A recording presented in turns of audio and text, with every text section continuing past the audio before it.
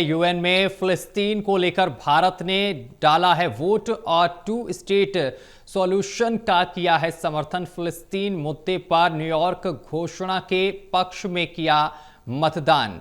142 देशों और विपक्ष में 10 देशों ने मतदान किया है। 12 देशों ने मतदान में हिस्सा नहीं लिया है। ये बड़ी जानकारी हम आप तक पहुंचा रहे हैं। बताते चले कि 12 देशों ने मतदान में हिस्सा नहीं लिया है। लगातार हमारे साथ एसोसिएट एडिटर प्रदीप कुमार जुड़े हुए हैं। प्रदीप जी, यूएन में फिलिस्तीन को लेकर भारत ने वोटिंग की है, किस तरीके से देखते हैं?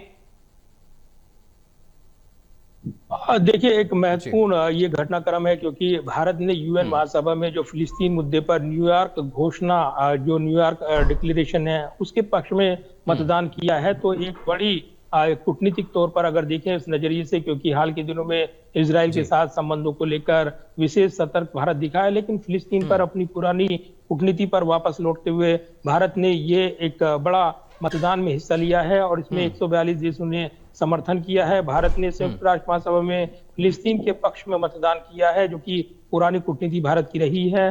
भारत ने न्यूयॉर्क घोषणा का समर्थन जो करने वाला प्रस्ताव था फ्रांस की ओर से, उस पर उसके पक्ष में मतदान किया है।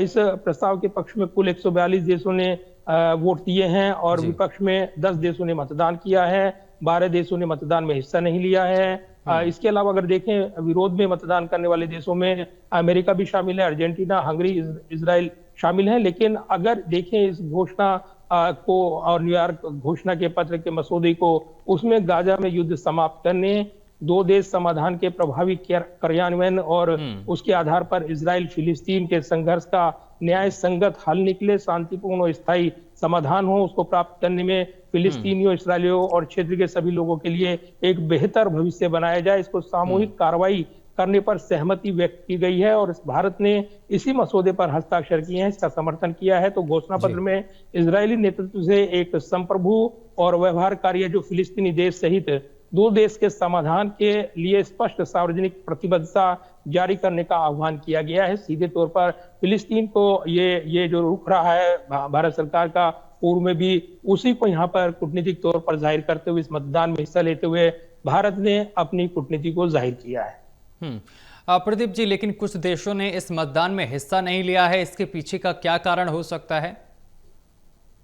देखिए, कूटनीति मजबूरी और जो अलग अलग देशों के साथ जो अब अलग अलग मजबूरी रही है, इस वजह से शायद उन्होंने दूरी बनाई है। लेकिन जो भारत की स्पष्ट कूटनीति रही है, अगर हम भारत की बात करें तो उनकी फिलिस्तीन पर मान्यता देने और साथ ही इजराइल को दो राष्ट्र जो हैं, उस सिद्धांत को हमेशा भारत ने यहाँ पर आगे रखा है और उसी मुद्दे पर अब फिलिस्तीन का भी समर्थन करते हुए उन्होंने इस मतदान में हिस्सा लिया है ताकि शांति बहाली हो। जिस तरीके से इजराइल ने चेतावनी दी है कि वो वहां पर गाजा पर नियंत्रण करने को लेकर कदम आगे बढ़ा रहा है। इस बीच अमेरिका के साथ भी तनाव की खबरें आई, जो कि अमेरिका लगातार सपोर्ट करता है इजराइल का।